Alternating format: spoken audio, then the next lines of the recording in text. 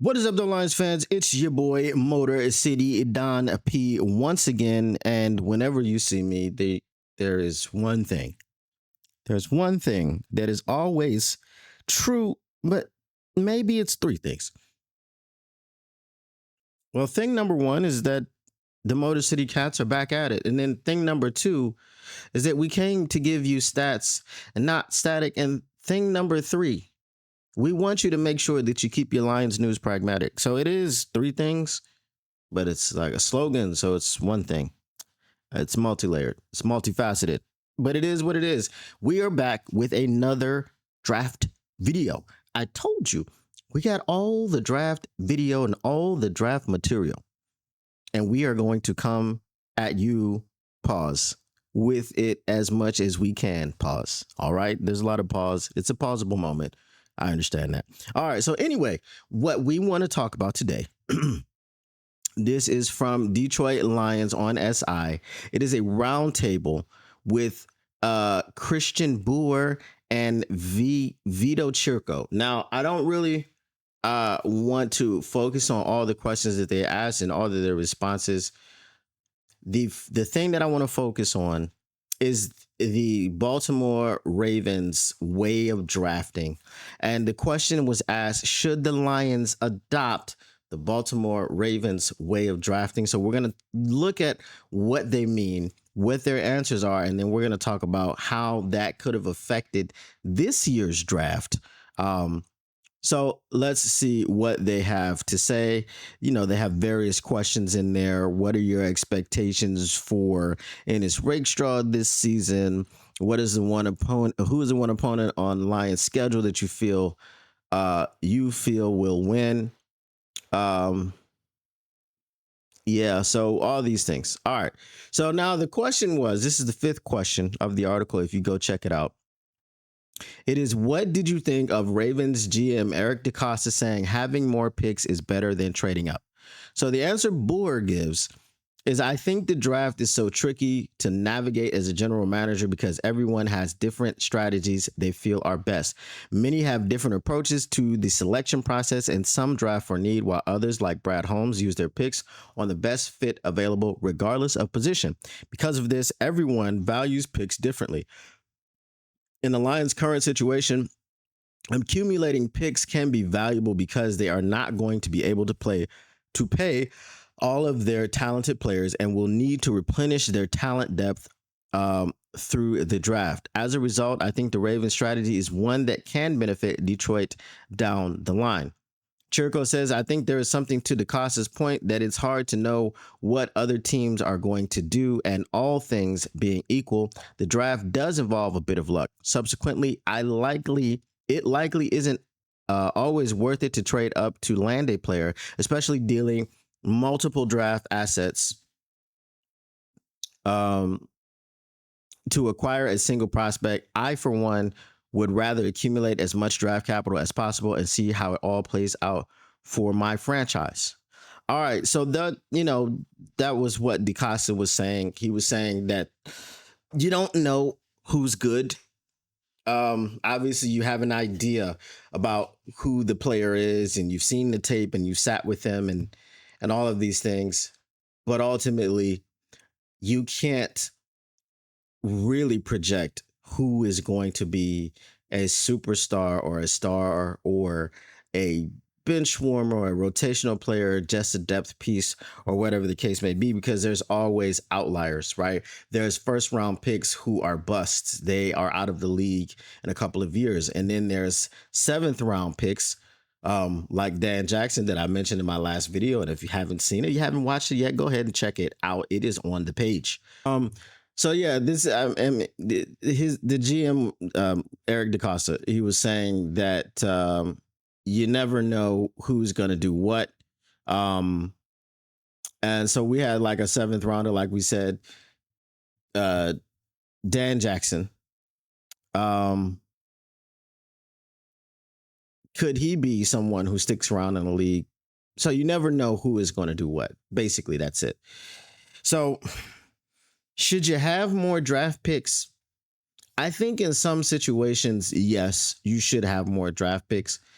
But I think in this situation, my personal opinion, um, I know Vito said that he would rather trade, get assets. So what would have happened if we did that is we we could have had a first round pick. I don't know if you guys know, but there was they released a video. I think it was like 48 hours or 96 hours with the Eagles in the draft room or whatever the case may be. So Howie Roseman called Brad Holmes because he was trying to move up to get Jihad Campbell, and Brad Holmes was like, "No, we're good. We're gonna stay put."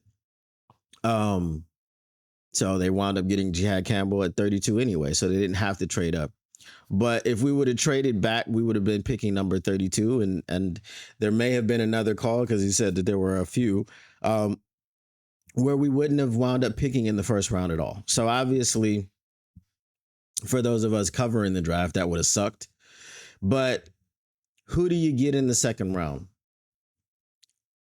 And when you have a bunch of picks and you can move up and move back and move around like Brad Holmes does, then you have to ask yourself, what is the value of the picks that you have?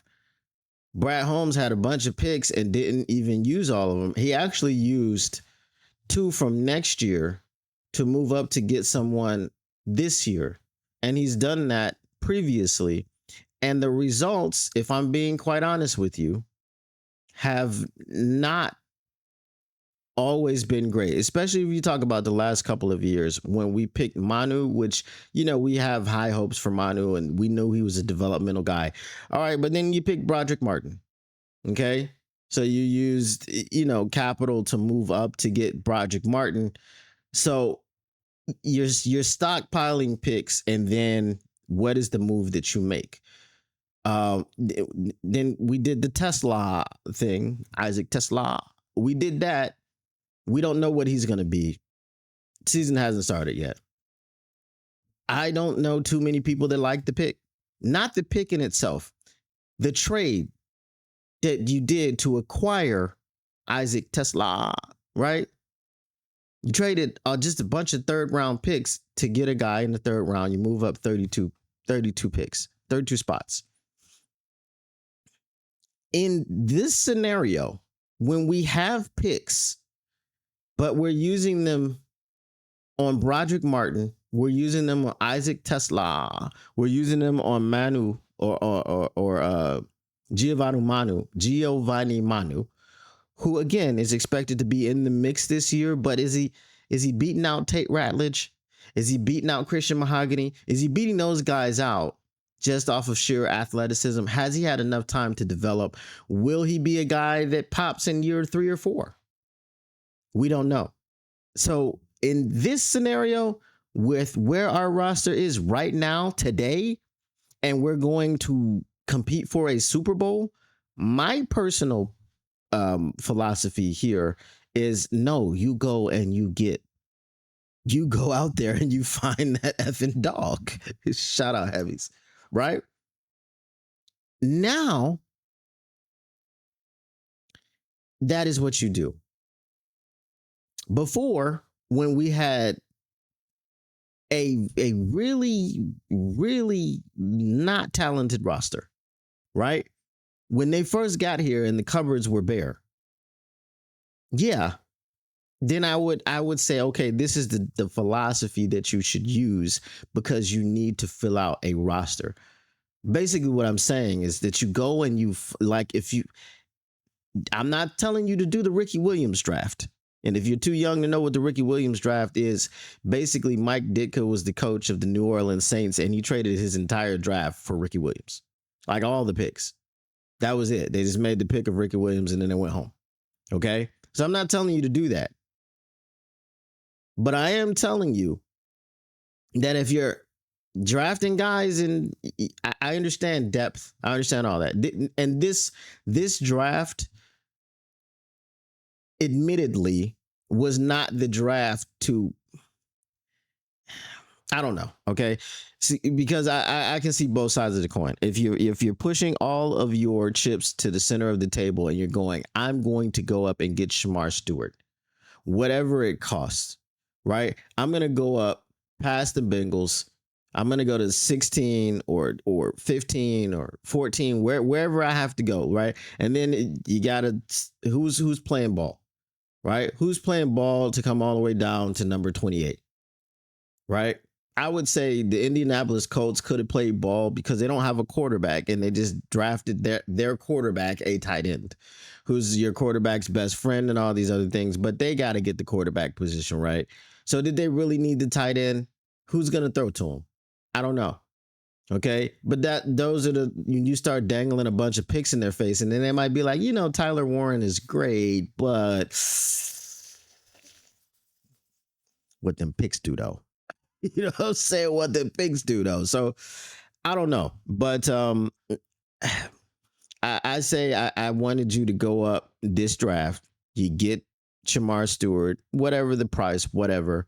And then you draft a couple more pieces, towards the end of the draft, and then you're done for the day. But I am happy with the fact that we got depth because we were so injured last season that you needed depth. So what I'm trying to say basically is that the draft philosophy must change in the situation. You can't just say, okay, we need a lot of picks because we don't know who's going to be good. No, you don't know who's going to be good.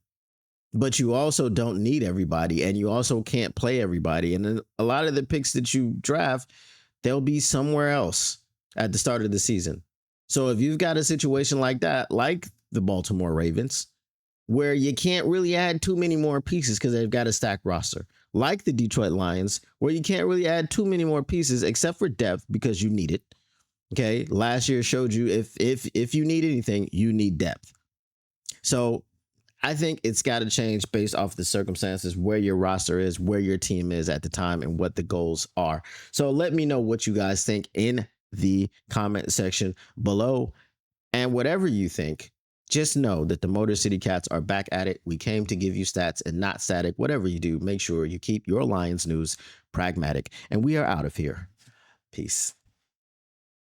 What up, though, Lions fans? It's your boy, Motor City Don P here. Listen, if you want to continue keeping your Lions news pragmatic, if you want to keep getting the stats and not none of that static, make sure you smash that like button. Make sure you subscribe. Make sure you share and let everybody know what's going on around here. And turn on your notifications, because how else would you know that we're up in here keeping your Lions news pragmatic? Appreciate you once again, and we are out. Peace.